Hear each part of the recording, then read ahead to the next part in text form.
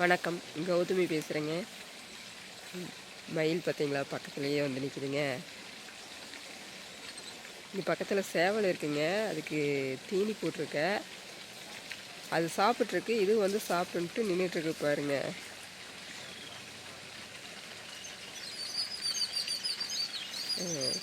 இது வந்து தினமும் வருங்க, பயப்படாதுங்க. நம்ம பக்கத்தில் நின்னா கூட பயம் இல்லாமல் வந்து பக்கத்தில் தான் நிற்குங்க. ஆனால் வந்து கிட்ட போகும்போது அது வந்து ஓடிடும். சேவல் சாப்பிட்டதுக்கப்புறம் கொஞ்சம் மிச்சமெல்லாம் இருந்ததுன்னா இது சாப்பிட்டு அப்புறம் போயிடுங்க. சோளம், கம்பு இந்த மாதிரி போட்டுருவாங்க. அது இது வந்து சாப்பிட்டும் போயிடும். புறா இந்த மாதிரி நிறையா வந்து பறவைகள்லாம் வந்து சாப்பிடுங்க. தண்ணி வச்சுட்டா தண்ணியும் குடிச்சிக்குங்க. இங்கே பக்கத்தில் மாமரம் இருக்குங்க, பெரிய மரம். அதில் தான் வந்து போய் அங்கே தான் உட்காந்துக்குங்க. இது அங்கே நம்ம அந்த மாட்டுக்கெல்லாம் வைக்கப்பில்லாம் கொண்டு போய் போடுறோம் இல்லைங்க, தீவனம் போடும்போது அதில் இருக்கிற நெல்லெல்லாம் கீழே சிந்தி இருக்குது. அந்த நெல்லெல்லாம் வந்து பொறுக்கி சாப்பிட்றதுக்கு வந்துடுங்க. அப்புறம் இந்த மாதிரி சேவல்களுக்கெல்லாம் வந்து நம்ம ஏதாச்சும் தீனி போடுறோம் அப்படின்னா அந்த டைமில் வந்துடுங்க. எப்பப்போ வந்து என்ன போடுறாங்க அப்படின்னு பார்த்துட்டே இருக்குது. அப்புறம் கரெக்டாக போட்டு நம்ம இந்த பக்கம் போயிட்டோம் அப்படின்னா அது வந்துடுங்க சாப்பிட்றதுக்கு. இப்போ நான் இங்கே நிற்கிறனால வந்து அது பக்கத்தில் வரலைங்க. இப்போ நான் வந்து அந்த சைடு எங்கேயாச்சும் போயிட்டோம் அப்படின்னா அது வந்து சேவலை மிரட்டி சாப்பிட்ருங்க.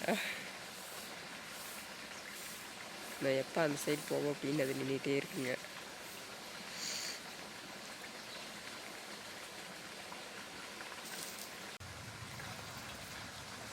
நம்ம வந்து இந்த வீட்டுக்கு முன்னாடியெல்லாம் ஏதாச்சும் காய் செடிகள்லாம் ஊன்றோம் இல்லைங்க, பீக்கஞ்செடி, புடலை, வெள்ளரி இந்த மாதிரி செடியெல்லாம் வந்து ஊனி விட்டோம்னா இது என்ன பண்ணுங்கன்னா முளைச்சி வந்து ஒரு 7 நாளில் வருங்களா எல்லா விதையுமே. மேலே வந்து ஒரு இலை வந்ததையுமே என்ன பண்ணிடுங்க, இந்த மயில் வந்து அப்படியே கொத்தி சாப்பிட்ருங்க. அப்புறம் அந்த செடி வந்து வீணாக போயிருங்க. அப்புறம் திரும்பவும் அந்த இடத்துல நம்ம விதை ஊனி மறுபடியும் வந்து அது முளைச்சி வந்து அதை வந்து பார்த்துக்கிட்டே இருக்கணுங்க. மயிலை வந்து முடுக்கிட்டே இருக்கணும். அப்போ தான் அந்த செடி மேலே வந்து நம்மளுக்கு காயெல்லாம் வரும். இல்லைன்னா சுத்தமாக அந்த காயெல்லாம் வச்சு எடுக்கவே முடியாதுங்க. நம்ம தோட்டத்தில் விவசாயம் பண்ணுறப்பவே நம்ம ஏதாச்சும் செடி எல்லாம் வைக்கிறோம் அப்படின்னு அந்த தக்காளியெல்லாம் நாற்று நட்டோம்னா என்ன பண்ணிடுங்கன்னா வந்து தலையை கொத்தி கொத்தி விட்டுட்டு போயிருங்க.